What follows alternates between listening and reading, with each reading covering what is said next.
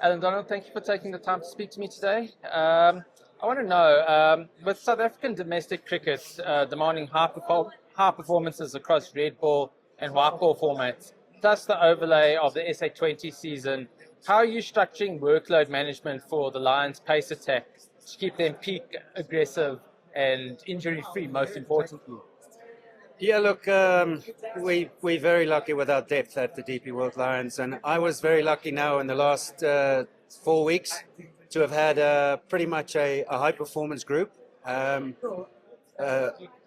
3 or 4 metrics there. Throw that in as well. So we've got currently 12 players that are not with us in pre-season with South African matters. But look, we've all asked now that, like we've heard in this room today, there's going to be a lot of cricket this year, and there's no doubt that with so much four-day cricket ahead, that we are going to have to look at rotation. We're going to have to make sure that those kids that are on our radar is ready to play. But yeah, I mean, with all the tech that is available to us now, that we train with on a daily basis, it gives us a great opportunity to see how we can manage workloads, when to put a stop to certain players and give them a rest and rotate. So, but yeah, this is the first monster season that I think everyone's talking about. That's going to require all these squads to push everyone's buttons in their squads.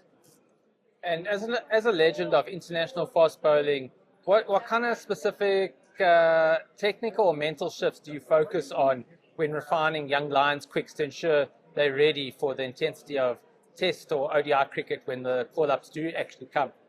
Yeah, look, for me, you can have a bunch of talent, and if you're technically sound, I'm happy. But the thing I work very, very hard on is mindset. And I think for youngsters to realize how tough Test match cricket is, and that's what we talk about in the dressing room. We don't talk about four-day cricket. We talk about Test match mentality, Test match intensity, Test match intent.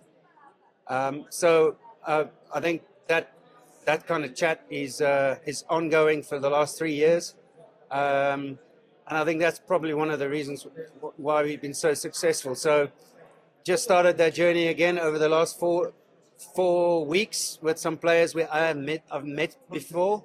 So, and then to have access to them over the last 4 weeks has been absolutely fantastic. It's those kind of players we don't see in the summer. You know, they're all with their high performance groups or their academies. But it was really cool to see them this time around.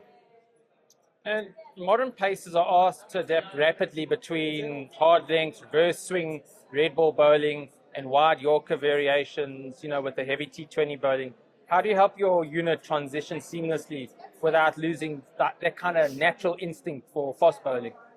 Yeah, I think the transition between red and white ball can be a bit tricky at times, and the mindsets are in particular T20 cricket is vast. So, I think the easiest format, not the easiest format, but when I say easiest format is red ball. You got a bit more time to make mistakes. You get away with making mistakes sometimes, not for long, and then you've got to adapt. But I think in white ball cricket, going from red ball batting or shall I say white ball batting to red ball can be sometimes technically can catch you out a little bit. So, but the transition, the players now right around the world are so well adaptive to making that shift immediately, especially world-class cricketers that can adapt within days, a week. So yeah, I don't see. I think everyone grows up in that now with 3 formats.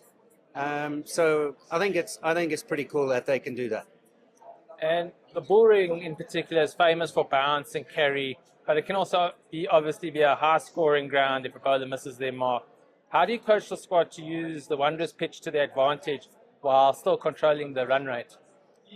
Well, look, I've had a lot of experience playing at this amazing ground, and what it brings the outside edge into play a lot. But you're right. If you stray, you'll fetch leather all day. And if people get on the run, like in the in the 4-day cup final last year at the DP World Wanderers, where we made a bit of an error by winning the toss and choose to bowl. We looked at lunchtime and the score wasn't where we wanted it, so we weren't switched on. We got caught out, and if you get caught out at the Wanderers, you can really get hurt from both ends. So it's a ground that rewards you for real discipline, for doing the simple things well, top of off with the odd bouncer. But if you do find your way, or you searching, then you're going to be searching for a long time. You know, if you make mistakes like that, it can penalize you big time. So you got to be on the money.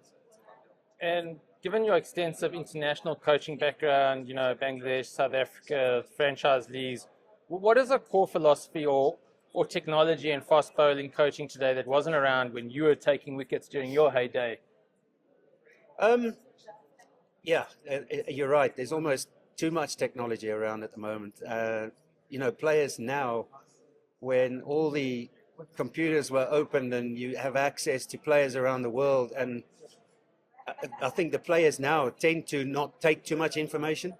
And you've got in the IPL, you've got 24 balls to be very intelligent and try and execute it intelligently.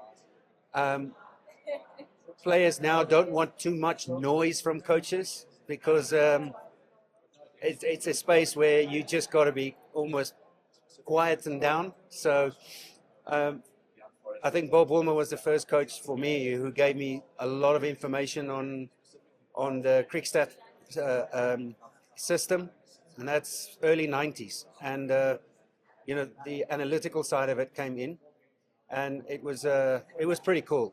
But I think now, with so much information, a lot of the players are actually going the other way. They don't want to be bombarded with too much dismissals. They don't want to see it. It's almost like we'll figure it out. So in a way, and that's where I leave it to them, because for me as a coach, it's an individual thing. If you want help or analysis, let's go sit together. But I can tell you, a lot of bowlers across the world now just prefer just that silence and let me figure this out. So, which is good. And last one from me, just putting your coach's hat to the side and putting your cricket fan hat back on.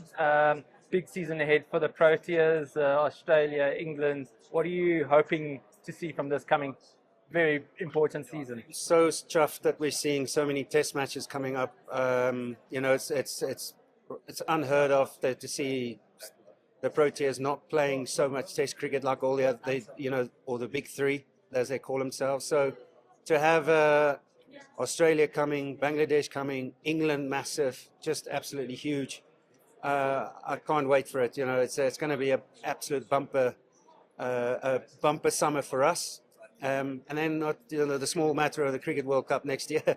So I can't wait. And with everything, it's going to be one of the longest summers probably domestically and internationally. So yeah, really looking forward to that. Brilliant. Thank you very much for your time today, and best of luck for the coming season. Let's hope we get a Cricket World Cup to celebrate. Thank you.